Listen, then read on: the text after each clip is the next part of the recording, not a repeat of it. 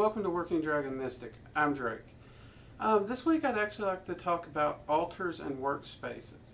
I've been getting a lot of questions on this, and there seems to be some confusion or just wondering of what's the difference, is there a difference, and how do you go about using them?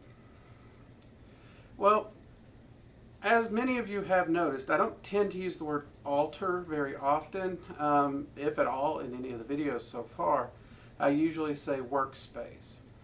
And the main reason for that is I do distinguish between workspace and altars. Some people don't, but let's talk about that. First off, a workspace for magic or ritual or anything you do, it's where you're doing the project. Whatever you're doing, it's where you're doing the work. Hence the name workspace. It doesn't need to be anything special at all. Now, an altar is usually very decorative, it's well maintained, it's usually blessed or consecrated in some way, and I've seen some really, really gorgeous altars. And we're going to talk about both of those today. So starting off with workspace. For me, the reason I use the term workspace is I actually don't really keep an altar. In fact, currently with the way we're moving things around, there are no actual, what I would consider, altars in my house. My workspace is, a lot of people do refer to it as an altar, but it's not to me. It's strictly functional.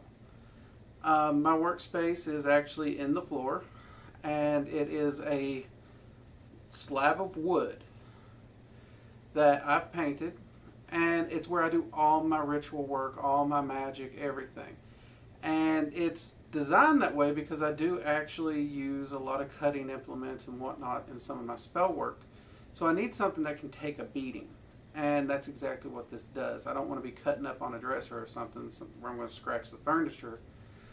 And since I do work in the floor anyways, and I'm usually sitting on my heels or in seiza position, having something that I can drop on the floor like that really comes in handy. And it's easy to stow away if I need the space in the floor for something else. Now, that being said, having a dedicated workspace like that, it has absorbed a lot of energy over the times I've used it. You can't do magic someplace and it not absorb energy. And I do believe, like most others, that the more energy it absorbs, the stronger the workspace becomes, and therefore the stronger your magic becomes in time. So, just as an example, right here, okay, what you're seeing here is actually my workspace. This is actually the piece of wood I was talking about. It's just a piece of square plywood. You can see I keep 2 candles on it. Honestly, they're more for light than anything. I do some work with balance, and I like to use red and black for that for my own reasons. And I have a very small minimalistic cone style incense burner that remains on it at all times. And that is my at all times working space. So I go down, I will sit down to do whatever spell work I'm doing, whether it's candle magic, if I need herbs, if I want to take a chalice or something, I'll take it and set it with me at the time. Even those candles aren't always there. So that is pretty much, if you were to walk into my ritual room at any time, that's probably what you would see. It's very bare bones, it's very functional, and I believe in the picture you can even see where I've spilt possibly incense dust or graveyard dirt on the altar there. It doesn't show up in the picture very well, but there are some nicks and scratches and whatnot in it because, again, it's a working altar or working space. It's designed to take some abuse. It's not really ceremonial. It's not there's no flash in it at all. Okay, and now what you're seeing here is actually my altar if I was to set it up for scrying work or astral evocation. This is how I'd set it up. And I do a lot of astral evocation and just evocation work in general. I also do a lot of scrying. Scrying is one of my favorite divination methods. So, like I said, I would just make a few changes to the setup of my altar, and I'm good to go for the work. So this is an example. The candles are still there. They're easily placed behind my scrying mirror, and the incense burner comes a little closer to the front. Depending on the work I'm doing, I may try and get it closer to the mirror or whatnot. It just depends on the particular mood I'm in that day. But it's pretty much that simple. Now this is, like I said, this is an example of a workspace. This is strictly for function. So there's not a lot of bells and whistles or anything that goes here. Now I do have a few altar cloths, though they're currently missing. I don't know where they're at. That I might throw on this during like a Sabbath ritual, just because it's just a little extra layer that helps with the holidays. But honestly, more often than not, when it comes to Sabbaths, I prefer, instead of ritual, just to spend them with family. So that's actually why I can't find the altar cloths right now, because I haven't used them in a while. But yeah, that's what I would consider a working space. It's strictly function. Any energy contained in it is just from the work you've been doing on it. There's no process to creating it, really. Okay, so with that said then, what is an altar? An altar is a space that is set aside, it's consecrated, or it's blessed, in my mind. There's something special about it. That's when you set up an altar, you usually set that altar up to something. Some people will actually set an altar up to magic itself. And that is a phenomenal idea. I've actually been considering doing that myself. I even considered my primary working space doing that with. It's never really resonated with me. So I'm still turning that one over, whether I want to do it or not. But more often than not, altars are set up to a god, a goddess, or even a pantheon or grouping of gods and goddesses.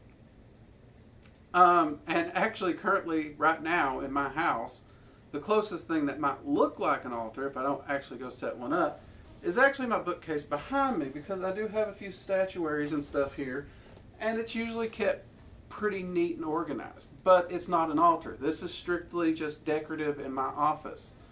But that said, I want to give you an example. So again, this is a very bare bones representation. I took my workspace and I set it up in a way that I personally would set up an altar. When I do my altars, they're very simple. I'm kind of a minimalist. I love the beauty of simplicity. So I do work a lot with Odin and Freya. And I did at one time have an altar dedicated to them in the house. And currently, like I said, we're moving a lot of things around, so those altars aren't currently up. Though Odin and Freya, they do have a space, it's not a space I'd really call an altar at this time. But what you're seeing here is something like what my altar would look like.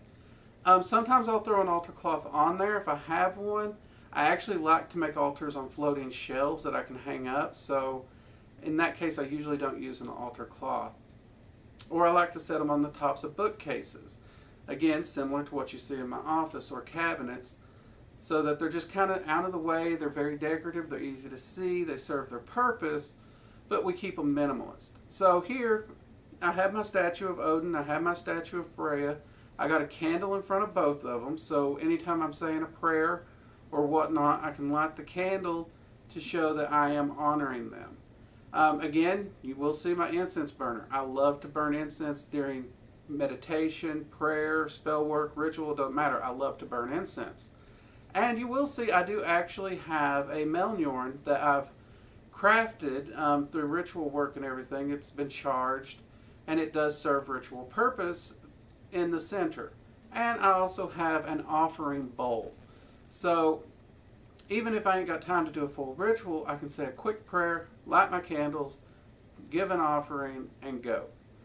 And this to me is a very, very simple altar. Now again, altars can be as complex, as cluttered as you want. The whole thing is they're set aside for something. And there are people who will do workings at the altar. In the example of the altar that I just showed, I would have no problem doing any type of work on that altar. Both of these entities represent some form of magic and knowledge and wisdom, and these are all things I love to work with, so that is an altar I would work with, especially anytime I'm working with runes, seed magic, or just Norse sorcery in general. So that's an altar that I would love to do magic on. At the same time, I do work a lot with dragon magic, as you all know. I would feel a little weird about working with dragons on that altar because that space is set aside for those entities and those gods. And though I've never actually ran into any issues working with those gods and dragons, they seem to get along absolutely wonderful, even though dragons don't pop up in the lore in any positive way usually. But I would actually rather go back to my just workspace when working with dragons, or set up an altar specifically for dragons. Now, one of my favorite things about altars and workspaces, you can get creative with them. You can absolutely get creative with them, customize them, and you can really show your creativity and let it shine, and even show how you feel about these entities. Because everything you place on there is a representation of that entity. It's a gift to that entity, and it speaks of the relationship between you and that entity. So I've seen, again, a lot of people who use a simplistic method like I do, but I also have a lot of friends. The altars are just piled high and cluttered. I got one friend, she works with one goddess primarily and one god, and she actually has a massive cabinet for both of them because she has so many knickknacks and things that when you open it up, the altar's inside, and it's just piled to the top with stuff. But she keeps it clean, she does keep it organized, and it is a gorgeous, gorgeous altar. I'm not good at dusting. I don't want to take the time to move everything around and dust. And I do feel that if you have an altar, you should maintain it, you should dust it, you should show respect for it. I think that's part of what an altar is. And I feel that if you don't do that, you're almost not nurturing that relationship. But that's my personal feeling. I do know most practices do tell you to maintain your altars, though. And to me, that does, again, speak to keeping it dusted, keeping it clean, keeping it free of clutter and all those things. But that's my interpretation of it. You'll have to find your own. So to me, I have to keep the altar simple because that's the only way I'm actually going to be able to take the time to maintain it. I'm way too busy. Now, a lot of people, they will place representations of the elements on their altars: seashells, candles for fire, bowls of water, a chalice for water, stones and crystals for earth, or even a bowl of actual earth. All these are fine. As you explore your path, you're going to kind of get a feel for what your altar or your workspace should be, and feel free to play around with it and adjust it. What's right today may change tomorrow, and you'll be like, you know what? That's been working, but I'm really feeling led to change it out for this. And that's fine. You should feel free to do that. That's not going to be offensive or anything. You really should follow your heart on these. If you just want a basic, simple working area like I have, go for it. If you want a fancy altar that's consecrated, go for it. If you want a simple altar, go for it. If you want your altar and your workspace to be the same, go for it. If you want them separated somehow, again, go for it. When I say find your path, I'm not telling you to do what Drake does. My job in this channel, and what I'm hoping to do, is to outline some basic principles that you can take and you can follow and you can apply. But those are just a framework for you to apply to whatever your practice is, whatever it is you're wanting to pursue. You may actually want to strictly focus on Fae. So in that case, your altar or workspace, either one, would have a lot of Fae imagery, a lot of nature to it. Fae coloring, depending on the seasons. You may focus on necromancy. That's actually, I know a lot of necromancers. So you'd actually have a lot of grave symbols, crosses, skulls, and bones, either literally or symbolically on your altar or your workspace. That's all fine. It speaks of who you are as a practitioner. And don't let anyone tell you you're doing it wrong. I've said it before and I'll say it again. The only factor of right and wrong in a person's path and practice is it working for you? I don't care if I repeat your methods and they don't work for me. That's not important. If your methods work for you and you're getting the results you want, boom, you're doing it. And I'm proud of you. And that's our goal. We're wanting to set aside all that dogma and all that stuff to get to the framework. And when it comes to your workspace and altars, next to meditation, that's about as basic as we can get, because this is where it all takes place.